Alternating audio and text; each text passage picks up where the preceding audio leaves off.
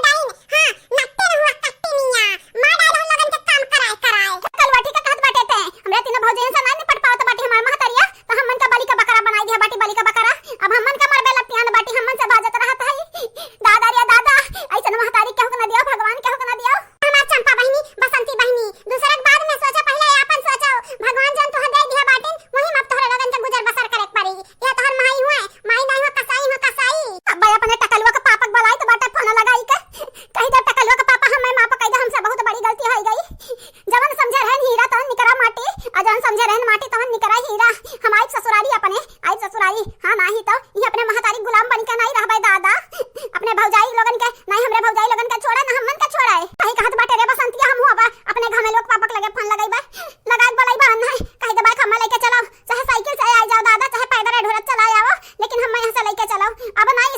नहीं साहब जब कमाए करे के बाटा तो ससुरारी में रहब नैहर में रह के कौन फायदा हुआ